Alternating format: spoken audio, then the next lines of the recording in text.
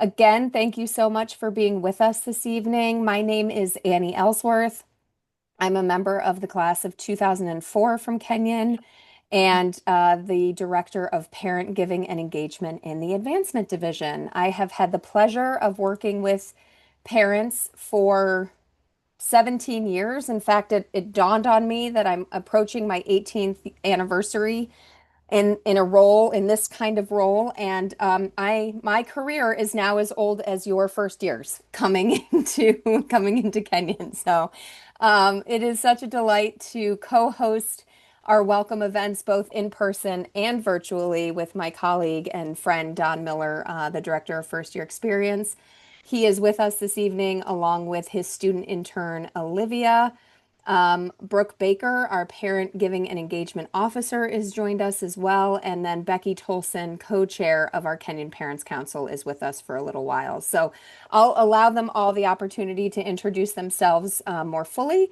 But what I'd like to just say is this is the third of three virtual welcome receptions. We hosted two in July, along with several other versions for international parents, families whose students may need some accommodations or have questions about health and counseling. We did a session for underrepresented students and families. And we're also on the road. So if you are in Columbus, where are we? Columbus, Los Angeles, Chicago, or DC, we will be in your neighborhood throughout July. We are also hosting regional events in Seattle and Minneapolis, as well as a small event for some students in Houston. So we are thankful to all of our parent hosts of both our virtual and in-person events. We couldn't do our work without their incredible advocacy and assistance. With that, I will review just a little bit about what we're going to do this evening after we've all had a chance to introduce ourselves, as in our staff and Becky. We will go ahead and do a short presentation that Don will walk us all through that has to do with some of the, key highlights around move-in and orientation. And then we will take questions. So don't hesitate to put questions in either the chat or we will also have an opportunity for people to raise their hand or chime in. We will be sharing a lot in the chat, so be sure to keep an eye on it if you have questions, and we'll throw links in there and that sort of thing. And for now, I think because we won't have time necessarily for everyone to introduce themselves, please feel free to post your name and where you're calling in from in the chat function so that we can say hello while we have you with us this evening. I think that's everything I need to do. Yep. So at this point, I am delighted to pass you over to Becky Tolson, parent of Sadie, along with Grant Tolson from New York City, our 2025-2026 Look at Parents higher. Council chairs. Hi, thank you, Annie. Hi, everyone. Good evening. I just wanted to hop on this call and say hello and welcome. My daughter Sadie is a rising senior, and it seems like just yesterday that I was on a call like this. It's incredible to me that 3 years have passed and she's in her final year at Kenyon. She's had an incredible experience. It's been such a kind, inclusive, enriching community for her, and I would say the same about the parents that I've met along the way. What else can I tell you? I know it's a scary time getting ready to send your kids off to Kenyon, but I guess my one piece of advice to you is really trust the process. I've found that my daughter was able to navigate things incredibly well with the support of staff, of teachers, and yeah, there will inevitably be bumps in the road, but it's just a wonderful, wonderful community. I'm thrilled to be chairing the Parents Council together with my husband, Grant. I would love to see you all at Parents Weekend. It's an amazing event in October. It's just the perfect time to be able to drop in and see your student and see the campus in a different way than move in. And I just welcome you to this amazing community. I'm always available to answer questions. I'm going to put my email in the chat and really hope to meet some of you in person sometime soon. Thank you so much, Becky. Appreciate you joining us tonight for as long as you can. With that, I will pass it over to Dawn. Why don't you go ahead and introduce yourself? Excellent. Thanks, Annie. It's great to have you all here tonight. As Annie said, I'm the director of the first year experience. What does that mean? That means I'm going to be with you and your students throughout their whole first year. So I'm there from everything from their first set of registrations to orientation to registering for second semester to getting them involved in the student organizations fair. I work with students, but I also field a lot of parent and family phone calls. So if there's ever a chance that you have a question, feel free to reach out either via phone or email. Sometimes it takes me a couple days to respond to email depending on the time of the season, but no, I will get back to you. So welcome, and I'm going to throw it to Brooke. Hi, everyone. My name is Brooke Baker, and I am the Parent Giving and Engagement Officer. And this is a relatively new role for me. I'm just almost to a 1 month mark in that office. Prior to that, I was in the Office of Residential Life and before that, the Division of Student Affairs kind of main office. So, been at Kenyon for about 4.5 years, and I'm really excited to help answer questions tonight and look forward to connecting with you when you are here on campus for move-in. And Annie, I'll send it back over to you. Excellent. And we are blessed to be joined by Olivia, who is a current student and a first year experience intern. So, Olivia, please jump in and introduce yourself. Hi everyone. I'm Olivia Heiner. Like Annie said, I'm one of the first year experience interns this summer. There's two of us. I'm a rising junior. I'm an anthropology major and a history minor. And yeah, I'm really excited to be meeting all of you. And if you have any questions about anything from a student perspective, I'd be happy to give my 2 cents. Excellent. Thank you, Olivia. Okay, Don, I'll go ahead and share my screen again. And if you want to walk us through these slides, that would be terrific. Fantastic. We thought that we would start out this evening by sharing just a little bit of an overview of what to expect for you and your students this fall. If you have questions, certainly drop them in the chat and we will take them either as I'm presenting or afterwards. There'll be a ton of time for questions. So I just wanted to start out by talking a little bit about fall orientation early arrival program highlights. So if your student is a fall athlete, either in football or another fall oriented team, they will be arriving either on Wednesday the 13th, which is our football players, or Friday, August 15th, which is all of the other fall teams. One of the great things about Kenyon is that students will move into their regular assigned fall residence hall rooms. We're not one of those institutions that believes that students need to move into a camp situation and then you have to come back and move them to a different residence hall room. So either the 13th or the 15th, if you have a fall athlete. If you are joining us on either one of those 2 days at 2 p.m., we're going to be having a parent orientation panel and a resource fair. We know some of you might come back for the opening session. Some of you might not. You might be far away. So we want to make an opportunity for you to be able to ask questions, present a little bit about what support services are available for students and yourself, and also have a chance for you to ask questions for some support services everywhere from the health center to campus safety to our counseling center to academic accommodations. If your student is involved in one of our new pre-orientation programs, those will be happening on August 21st and 22nd. Had a lot of questions about these, so your student would have already gotten an email if they were approved or selected for those programs. On August 21st, check-in will begin from at 9 a.m., will last till 11. Students will be checking in for orientation as well as moving into their rooms. Once again, they'll be moving into their regular residence hall rooms on that morning. You won't need to move them and come back. Noon is lunch, and then at 1 p.m. we'll do our pre-orientation kickoff, and then students will leave at 2 p.m. to start their participation in their programs. You will have parent and family orientation programming at 2. We will do some stuff that afternoon. You also will have a resource fair. Then we'll be providing a dinner for you that evening to socialize with other parents and family members of pre-orientation students. If your student has accommodations or is interested in the SAS pre-orientation program, that starts on August 22nd and runs through the 23rd. It's a great program that allows students to move in a little bit early, get acclimated, and meet with other students who have accommodations. And you would register through that through SAS Accommodate, which is how you would have done your intake session, or your students would have done their intake session. Let's talk about regular fall orientation. Fall orientation for the rest of the students begins on Saturday, August 23rd. If your student is a fall athlete or involved in the pre-orientations, either the new pre-orientations or the SAS program, they also will be beginning their fall orientation on Saturday, August 23rd. The kickoff for students and family members will be at 2 p.m.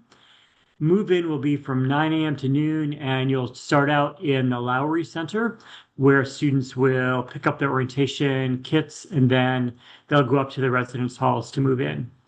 One of the things, if you are moving your student in that day, we encourage you to stop at the Lowry Center first, not parking up at the residence halls and then walking all the way down to the Lowry Center. It's much more convenient for you to just head on down to the Lowry Center, pick up your orientation packet, and then head back up to the residence halls where then you'll move in. Parent orientation programming for fall orientation begins at 3 that afternoon. We'll have resources and support presentations. And then that evening at 6 to 8, we'll do a parent and family reception. It's going to be featuring the Parents Council, President Kornfeld, and others. Parents and family members, if you want to stay, opening convocation for both parents and family members, 10:30 a.m. on the Tone Track in the Lowry Center. We're also going to be live streaming that event. So if you would like to stay and join us, you're more than welcome. I find that's really when students realize that, wow, we really are here at orientation and this is really real. I also find that it's a great academic ceremony, sort of a bookend with graduation. So the first ceremony is opening convocation. Then 4 years later, you'll be in the same space for the graduation commencement ceremonies. On the afternoon of the 24th through the 27th, we will start programming pretty heavy for students. So students will be really busy starting on that afternoon of the 23rd, running through the 27th. A couple other helpful updates and tips. Roommate assignments were sent on July 1st. Those are their fall assignments. So those will be the roommates that they will be paired with. There is a 2-week cycle for them before they can actually switch rooms. So we encourage them to stick with their first semester roommate.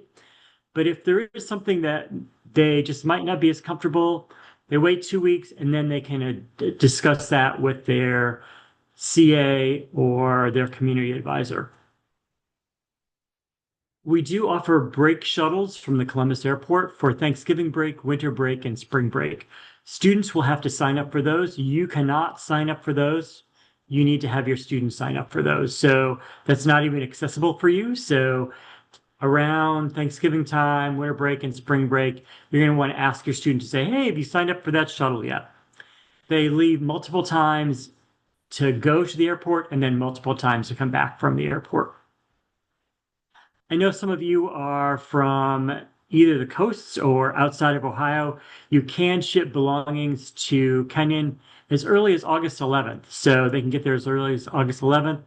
The information is right here. We're going to be posting this also on the website. So if you look at the FYE website, this is right on there as well.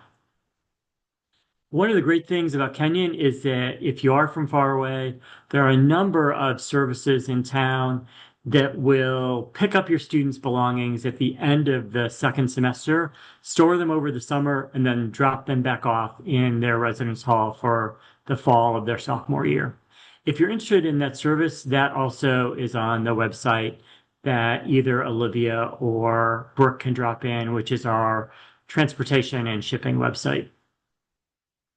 One of the biggest questions I get is about academic advising and course registration. All my students' friends have already registered for their classes.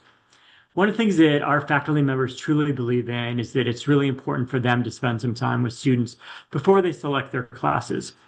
So what's going to happen is students should have already received the First Things First publication, and then we'll have them fill out a couple worksheets. They'll be doing their course exploration. Then in August, we will have them narrow down that course exploration to 12 courses that they think they want to take in their first semester. They'll take that list of 12 courses then to their faculty advisor meeting. They'll meet with their faculty member. They'll talk about those 12 courses. Then they'll figure out which of the 4 or 5 courses they really want to preference. They'll then meet with their orientation leader. Their orientation leader then will help them register for those courses. That's all during fall orientation. It happens on August 25th. Some other updates, disability accommodations. If your student had an accommodation in high school, or you think they might need one in college, they would need to complete those intake forms through SAS. You should have gotten an email about that. We can also have Olivia or Brooke drop that into the chat as well. It's also available in their student admissions portal. One of the things that I would encourage you to do is if your student had an accommodation in high school, it really would encourage you to have your student register for that accommodation at Kenyon.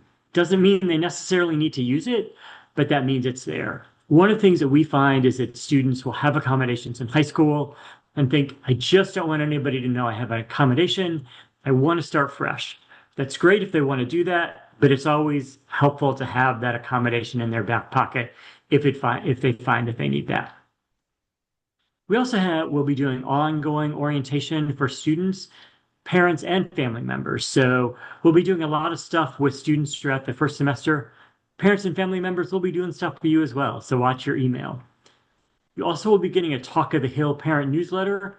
Monthly, starts in September through June. It's important that your student put your information on their parent family information form that either you or they filled out. That was one of the first forms that you and they had to do. So make sure that they put your information on there because that's how we'll get that information. Other important dates for you, fall break is October 9th and 10th. Olivia can talk a little bit about if students really stay for that, if they don't stay. It's a really short break, so not a ton of students go home, but some do. Fall Family Weekend is October 17th through 19th. We'll drop that in as well. A great time to come and visit your student. Tons of stuff going on campus. Final exams happen from December 15th through the 19th. So you're going to want to have your student find out what their final exams are before they make arrangements to go home. Especially for first year students, sometimes they get anxious to go home and they make arrangements to come home before their residence halls close for break on December 20th at noon. That's important for your students as well as you. So students need to be out by December 20th at noon. Winter break then starts that day, runs through January 10th, and then spring semester begins on January 12th. Hopefully that was a good overview for you, so you sort of know what to expect this fall. And I bet you have a ton of questions. So let's dive into those. Hey, Dawn, the first question that I'm seeing in the chat is what qualifies someone for pre-orientation? I'm not sure if that pertains specifically to the SAS or to the other pre-orientation programs. So any student who has not already had a experience at Kenyon this summer or is a fall athlete or an international student was sent an invitation to apply to be part of our pre-orientation programs that actually had 4 tracks, one with our Brown Family Environmental Center, one with our Gund Gallery, one with our Office of Student Engagement with Leadership, and then the other is our Office of Community Partnerships with Community Service. So students were invited to participate. We had about 80 students who signed up to join us. And if your student did sign up to join us, they would have already received an email to say, congratulations, welcome. If your student is interested in the SAS pre-orientation, they would just need to register with their accommodation with SAS. Thank you. So there's another question. For athletes, can they move into the dorms on the 14th? So to answer that, I would say any athletes that are on fall sports teams, the coaches will be in touch with the team to say, here's when you're going to arrive. And so it will be on the date that is shared with you by the coaches. So I think I don't have that slide right in front of me, Don, but remind me, football move-in is what date? 14th would not be an option. Football is 13, and then the rest of fall sports are 15. Right. Okay. So if you need to do something different than that, you would need to reach out, but those would be the two dates, 13th and the 15th. Some other questions about how hot does it get in the dorm rooms? Air conditioning. I can help maybe answer that one. Gunn, Norton, and Lewis do not have air conditioning. How hot it gets depends on how hot it is outside. We definitely recommend bringing along a fan to help with cooling down. Um, but it's hard to say exactly how hot without knowing exact temperatures at that time. But there's lots of great, cool places around campus where you can get away from your dorm if you need to. Um, and then another question about how do you recommend roommates to connect with each other this summer, Dawn? So I'm going to throw it first to Olivia to talk about first year residence halls. Were you in one of the air conditioned or non-air conditioned halls, Olivia? I was in air conditioning. So any If it helps, friends with fans? I was in Oh, non-air conditioned. So I mean that wh- was 20 plus years ago, but still. and what we recommend is make sure that students have fans. So I think that would be a huge thing. Recommending connecting with roommates. I would recommend to go ahead and email your roommate. I would encourage your student not to just look at social media. I think sometimes they look at social media and they're like, oh my gosh, my roommate is blah, blah, blah. Or so I would really encourage them to start those conversations. If your student has already reached out to their roommate and their roommate has not responded, please help us to say, chill, don't worry. A lot of people are on vacation in the summer. So just because they haven't emailed you back the very next second doesn't mean they're going to be a bad roommate or doesn't mean they don't like you. I cannot tell you how many calls I've gotten in the last 2 weeks since those assignments have been out. Oh my gosh, my roommate hasn't contacted me. And I emailed them like yesterday. What do I do? Have them be patient. Some students don't feel the need to connect with their roommate before they join, and that's okay. They'll meet them when they get there. Your students, or you can always feel free to reach out to me if it seems like it's the middle of August and they still haven't connected. Give me a shout, and we can certainly talk through that with either you or your student. But that really is the way I would recommend. I totally would not recommend just looking at social media. Don, a question that came in was, is there a move-in time assigned or can they move in anytime between 9 and 12 on the 23rd? Excellent question. We are not one of those institutions that makes you come at a pre-assigned time. So you can show up anytime between 9 and noon. My tip for you is please don't show up at like 8 o'clock in the morning because everybody tries to show up at 8 o'clock in the morning and then you stand in this gigantic long line. If you get there about 9:30 or 10-ish, the line is usually dissipated a little bit by then. So I would encourage you not to come at the crack of dawn or come to campus if you want to be on campus, grab some coffee. We might have some coffee down there as well, hang out. But it is sort of festive to be down there and be in the line. Students get really excited. The check-in process for us is very personal. So you might wait in a little bit of a line, but every student, when they check in for orientation, will actually be chatting with a current orientation leader. So instead of just saying, here's your key or here's your packet, they actually will spend a few minutes with the student, talk about what orientation is going to be like. So it's a very personal experience. I'm going to stick with move-in day for a second. The question came in, where do we recommend that families park? So when you come down to Lowry Center, there will be plenty of parking down there for you at during check for you and your student during check-in. And then when you go up to the first year dorms, either the Quad or McBride and Mather, there will be lots of people out helping direct traffic. They open up a lawn for parking. You can certainly park anywhere within the village in the time limits that are posted. That's obviously most essential for the actual moving in, being close to the residence halls. And then we have a parking garage on campus that once you're done with move in, you can go ahead and move your car over to the parking garage. But Don, do you have any additional tips for that?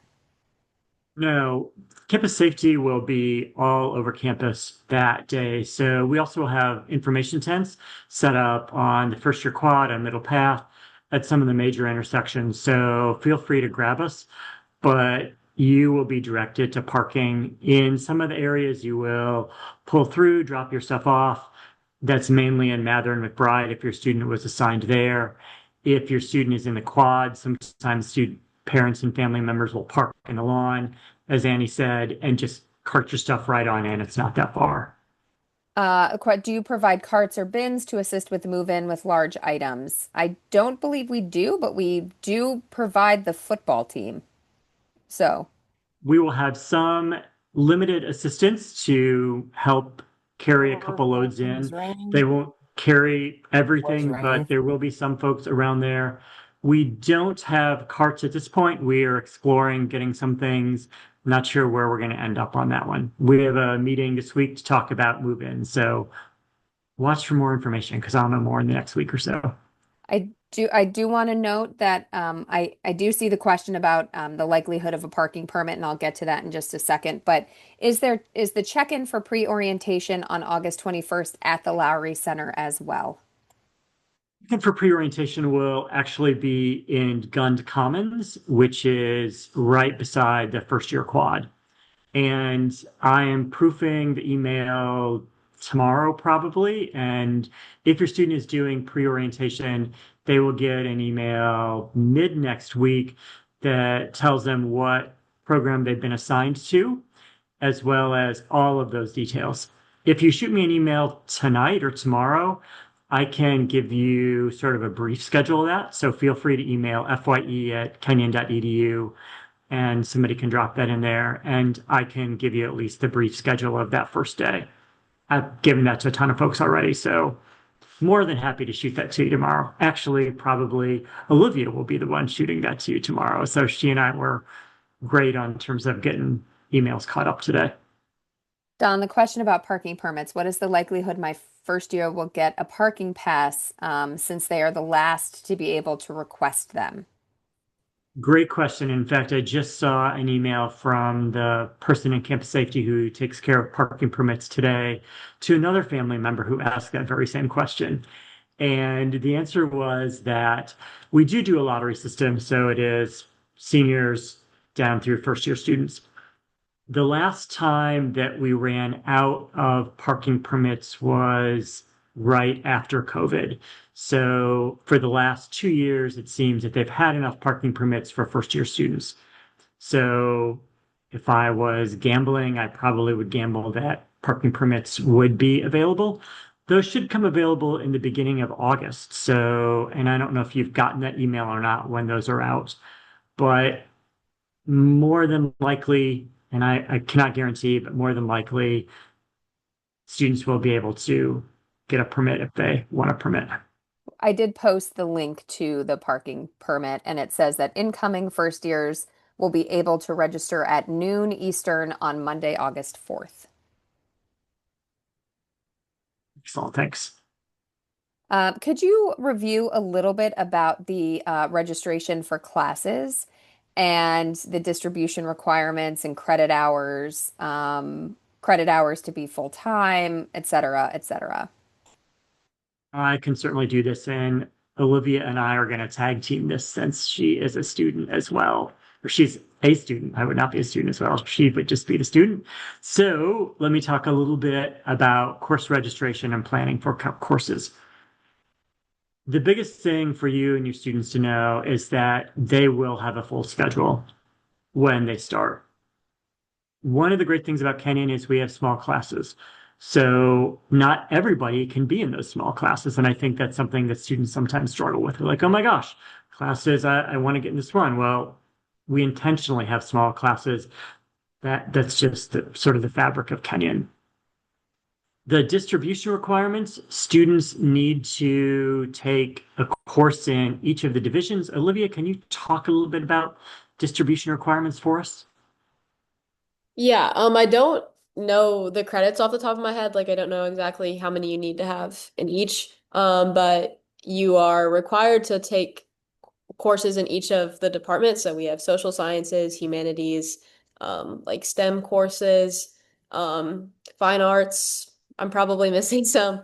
But it's kind of just a chance to like engage with subjects that you typically might not have. It's kind of a way to push yourself out of your comfort zone. And it's something that I've really appreciated with the curriculum here. It's definitely challenged me, and I really like that challenge. And again, as Don touched on the small class size, it's really easy to get in touch with your professor with office hours and things like that, and they're always available to answer questions.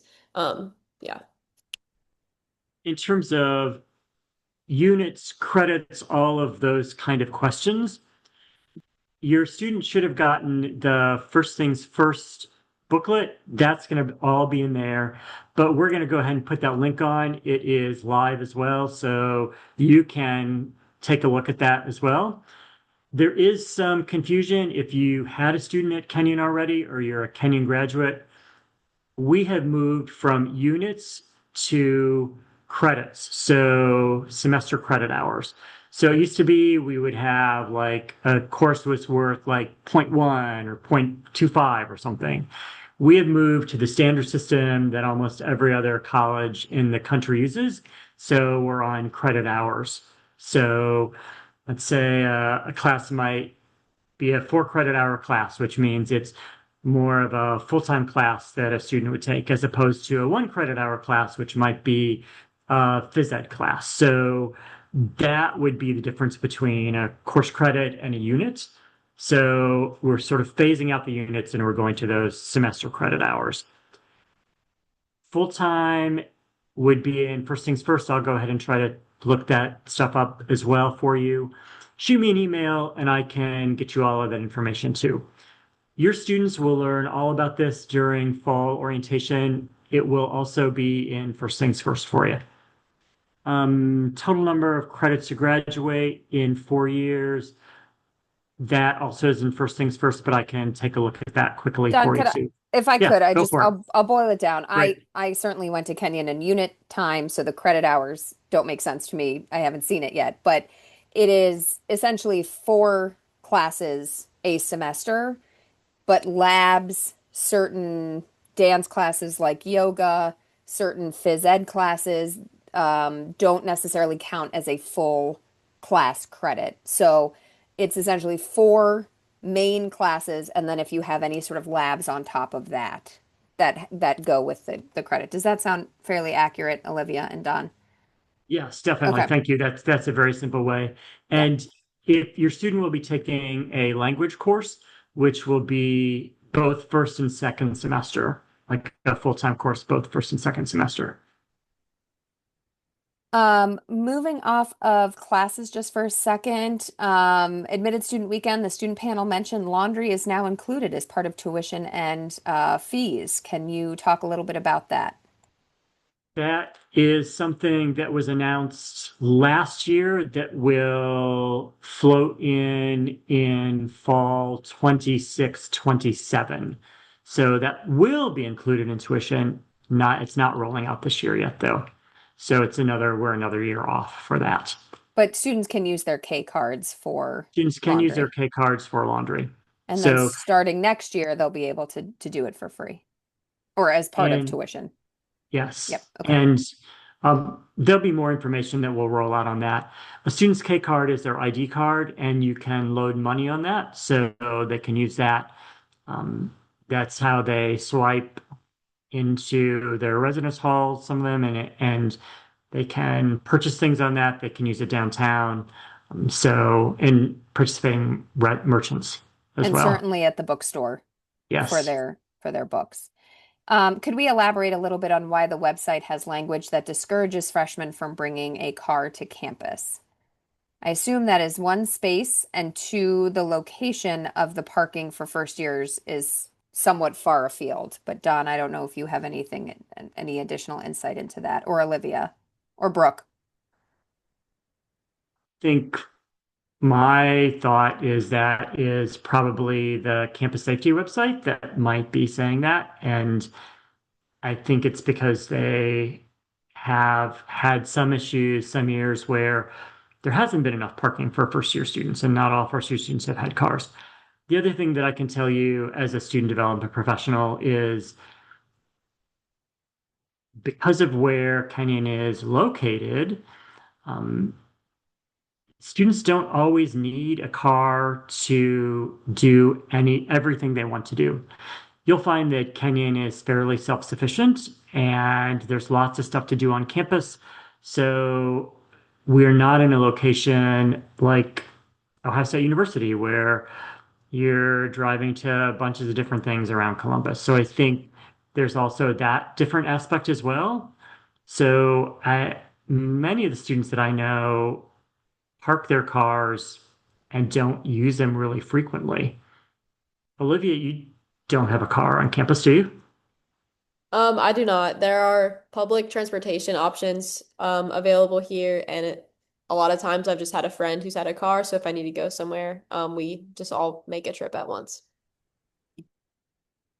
There is the CAT shuttle, which is a shuttle that will take students to Walmart, to urgent care, to downtown downtown Gambia, downtown Mount Vernon as well. There's a question about keys versus card access for dorm rooms. For the first year dorms, all of those do have physical keys. So it is important for students to keep track of their keys and use their keys to lock and unlock their room for safe, their own safety and their belongings safety. We recommend that they, you know, do that. Not everybody does, but some of our newer residence halls that have been built or renovated in the last several years, those all are being moved more to card access.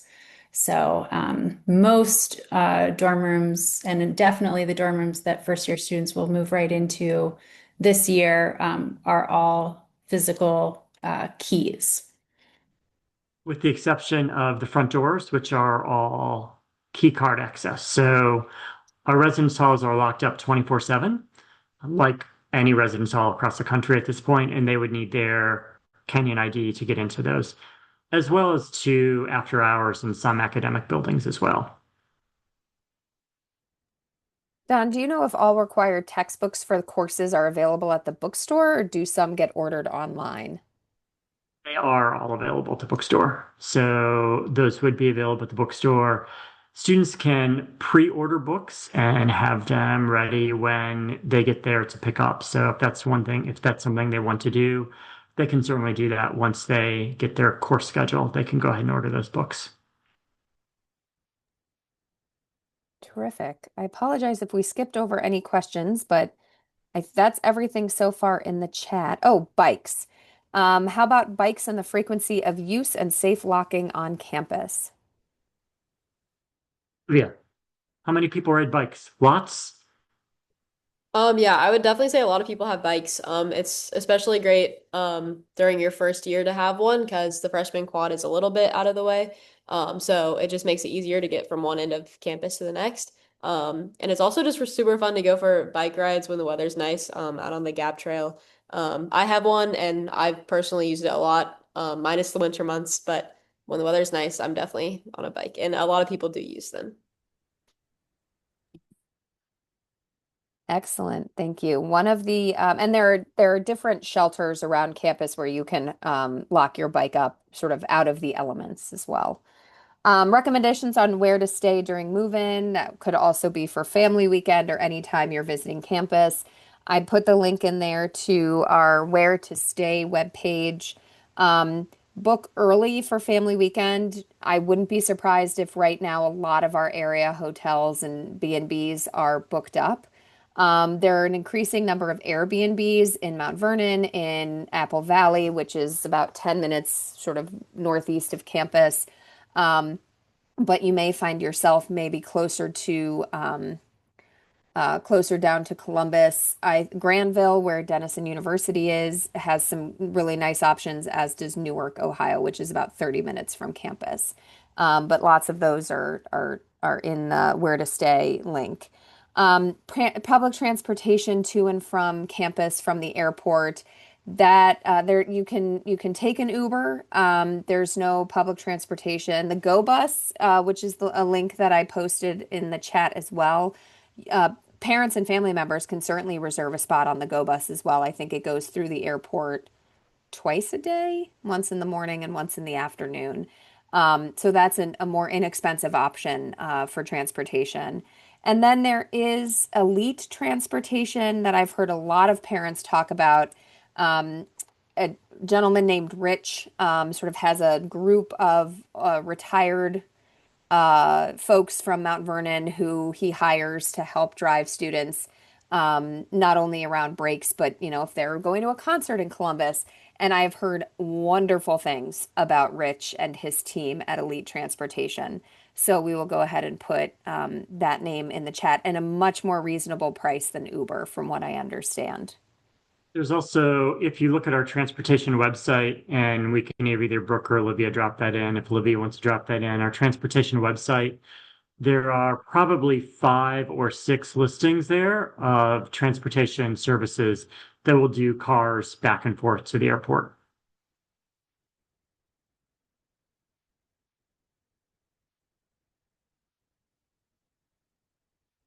Also, if you're not familiar with Gambier, Mount Vernon area, there are suburbs of Columbus that are about 45 minutes away, where a number of parents and family members stay if they sort of want the best of both worlds. So there's New Albany, there's Westerville, some of those eastern suburbs. There's Easton, which is an entertainment district. One of the parents and family members last week was talking about that's where she usually stays. So there's a wide range of where to stay. And there, you might check this, there is a new Hampton Inn that's opening up in town in Mount Vernon. So you might take a look at that. They just opened beginning of July, I so I'm think, not sure how yeah, booked they are. I don't know how booked they are either, but I know they were taking reservations starting a couple of months ago. So that's definitely something to look at as well. And I believe the where to stay link that we posted above includes some lists of those suburbs that Don was talking about as well.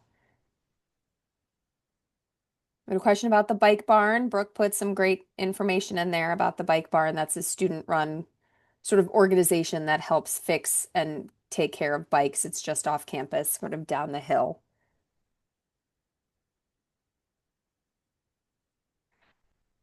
Don, you talked a little bit about in your slides sort of moving in shipping ahead of arrival. Is there anything more you want to talk about that? We can put that link into that has more information on shipping ahead of time, or the service through pack mail that comes in and packs up a dorm room at the end of the year and stores that those items. Anything else? I think that as you think about shipping, there are a couple different options. One is to purchase stuff and ship it on in. The other is to just go ahead and order it from an online company and have it shipped to Kenyon. I cannot tell you the number of Amazon, all other kinds of boxes we see in the mailroom every single day. So students are certainly using those, and they will drop them off the mailroom. It's really convenient to the first year quad. If you're shipping anything, if you're purchasing anything gigantic for a student, like a rug or a full-size refrigerator, we've seen some of those, or a couch, those things all need to be private delivery. They will not take delivery of those in the mailroom. So you need to make sure that those get delivered right to the residence hall. One trick that some of our returning families recommend is ordering ahead of time for pickup in at a sort of big box store There's, Costco at each one of our major malls outside Columbus. There's several Targets. There's one actually on the way to campus from very close to the airport. So, highly recommend doing that sort of um, purchase to pick up in the store and pick it up on your way in from Columbus if that's how you are arriving. Do freshman dorms have room for mini fridges? I would say yes, absolutely. Yes, they do. And Bedloft will actually rent you a fridge microwave combination. So that's one of the things I would encourage a student to chat with their roommate about. Not only if who's bringing the fridge, but if they have two fridges, if they only have one fridge, have that conversation about, is there shared community food? Is it my food and your food? Are we labeling? Those are kinds of ways that you can avoid roommate conflicts. And another question, and this is an Olivia question. In your experience, Olivia, physical books versus digital books, what are students using? I think it kind of depends on the subject of the class. I mean, for me, I've taken mostly humanities or like English classes. And I think I've mostly had hard copy books, physical books. But there are definitely options online if like you don't have to read the whole book, certain chapters or things like that. But I think mostly physical. Question we had, Brooke, was whether Mather has a kitchen, and there might be some conflicting information. I don't know from your experience in res life what that's about. So Mather and McBride had both had lounge renovations last summer. And so they're really great spaces with brand new furniture. It is not a full kitchen. It is in both buildings, Mather and McBride. There is a large fridge in the lounge and there is a large microwave. And I believe there was maybe something like a hot water pot kind of to make hot water for tea or ramen. Sometimes those things walk away. So I can't say it's definitely there, but definitely a microwave and a big fridge in the third floor lounges of both Mather and McBride, but no stove or oven in there. Thank you. I don't know the answer to this, and I don't know, Don, Olivia, or Brooke, if you do. For bed loft, is it an actual wooden loft or are beds just flipped? I'm not entirely sure what bed loft offers. I don't know exactly how they do it. I mean, it's using bed parts, but it is bed parts that have sturdy pins in them, so that there is a large open space. So it's like the height of a top bunk on a bunk bed, but you don't have the lower bunk underneath that's just all open under there. I think on their Bedloft website, they should have some pictures and things of those. I don't know, Olivia, have you ever used a Bedloft or have any of your friends used them? Like how necessary do you think they are, or do you like them, or do friends like them? Yeah, I haven't done it from the couple years that I've been here, and I don't think any of my friends have. But it can be beneficial to add some extra space. I don't think it's totally necessary. I guess it kind of depends on what all your student is persistent on bringing. But I think it's like you said, it's wooden. But yeah, it's just high bunk and just space underneath. Maybe you could put a desk or something under there. But yeah. Thank you. Optimize the space. Okay, we just have a few minutes left, and I see that the questions have slowed down a little bit. I think at this time, feel free to toss anything else you have in the chat, and if there's anything else we can answer for you. But at this time, I'm going to turn it over to Olivia and ask her to provide a couple of pieces of advice that you would give these families and parents of our incoming students from your experience. Um, this is a little tough. I am the oldest child of two younger siblings in my family. So I have a unique perspective, I think, being the oldest child. It was definitely challenging coming here with my parents. It was a little emotional. But communication is a great thing. We're very lucky to have phones and emails and everything. So don't be afraid to like reach out to your student and just remind them that you miss them because I'm sure that they'll miss you too. And for me, like during orientation, I was reaching out to my parents a lot, being like, "Oh, I'm so nervous to go to this event or something," and they would always encourage me to do it. And I was always really glad that I attended events. So I would say definitely encourage your students to attend events, social events, or get involved in their dorm halls or things like that. Because it's really great to meet people really early on, especially in your orientation groups and everything. So yeah, just be a great resource for them. And yeah, just expect a lot of questions and maybe anxieties, but know that it's going to get easier throughout the fall, definitely. And in the spring, I was definitely reaching out a lot less because I felt a lot more comfortable and settled in. Yeah. Excellent. Piggyback off of what Olivia said, one of the things that I really encourage parents and family members and students to do is have conversations before they leave about expectations. So, how often are you going to communicate? When you text, how quickly do you expect a text back, or how quickly do they expect a text back? If one of my pets expires over when I'm at college, do I want to know that now, or do I want you to wait till I come home? What kind of grades are acceptable? I think sometimes with our student population, some of our students have never gotten a B before in their lives, and they come home and they're like, oh my gosh, I failed because I got a B. So it's those kind of things they want to know. Who's paying the bill? Make sure that there was an email that went to your students a couple weeks ago to have the bill sent to you as opposed to them. So all of those kind of conversations, you'll be getting some kind of document probably in early August about that ride to Kenyon, to have those conversations about all of those little kinds of things that you want to know about or that you want to make sure that is clear. And how often are they going to come home? Any of those kind of things. When they come home, what are their, do they have a curfew?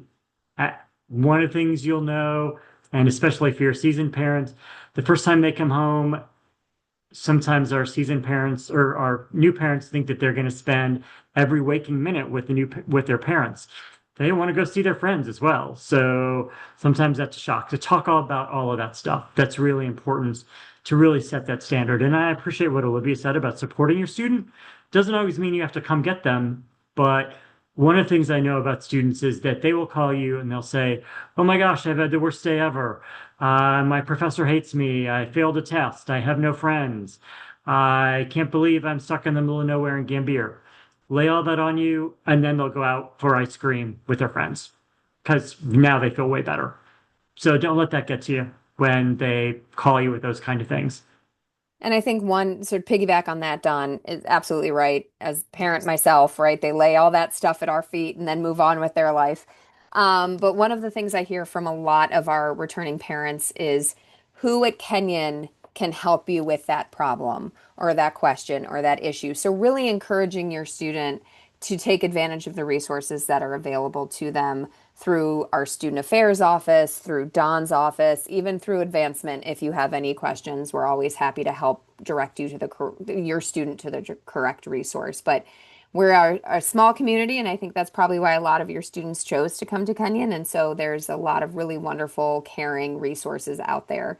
If your student's having a hard time or a question or just need someone to talk to. So, um, a couple of other questions we have. Can you talk a little bit about the resident assistant program?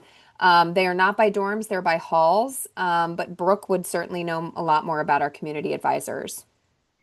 So, yes, they are called community advisors at Kenyon, CAs, and there are CAs assigned by building, by number of residents. So larger buildings like Mather and McBride will have more CAs per building, but distribution of CAs is, pretty standard across all first year dorms by number of student. And those CAs are overseen by assistant directors in the Office of Residential Life. I think I'm not sure how many CAs were hired for this upcoming year, but I want to say it's between 40 and 50, somewhere around that number total. And they are distributed out also in other non-first year dorms and apartments all around campus as well. Um, and then our dorms are all co-ed. And when your student filled out their housing information, it would have asked them, who do you prefer to be housed with? And that's how those roommate placements are done. Um, Gender identity per room, again, I think that is one of the questions in the housing form per section of hallway. And I believe it's not like separate floors for men and women. It is everyone is mixed, mixed throughout floors. Is Um, that the case? I know that's the case in McBride and Mather. Is that the case in the freshman quad still? The first year quad that because I lived on a hall with all women and then there was the lounge and then there was the all men's hall. So I don't know if that's the I think same. it's gotten less separated Okay. in the past few years. Um, Don, do you have any additional The other thoughts on that? thing that was Brooke did an amazing job there in terms of the stays and stuff. The only other thing I think that we missed in that was there is one assistant director who will work with all of the CAs and all of the students in the first year quad, which is pretty typical of the ratio. We have about 450 new students, which is pretty typical for a resident, an assistant director, a hall director, whatever you want to call them, to work with that kind of a population. Terrific. Thank you. Anything about the bathrooms? There's a question that there's a male and a female bathroom. Wasn't sure if males on one side and females on the other. I do know that the first year quad bathrooms are delineated by gender, but Brooke, anything to add?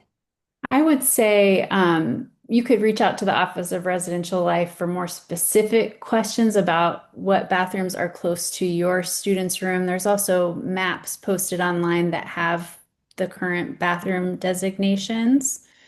Um, so I would just encourage you, if you don't see what you need on the website, reach out to reslife@kenyon.edu and they should have the most up-to-date information for your specific dorm. Awesome. Thank you. All right, we've come to the end of our hour. Want to thank you all again for joining us. We hope that you found this helpful.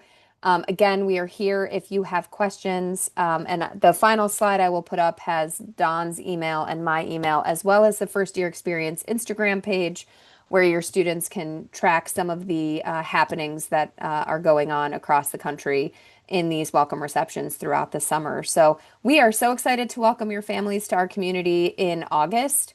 Again, please don't hesitate to reach out between now and then if you have any questions. It'll be here before we all know it. So thank you again for being with us. Enjoy your evening, and I will go ahead and share this last slide. Good night, everyone. Thanks. It was great to see y'all. Email if you need anything, fye@kenyon.edu. We'll see you this fall.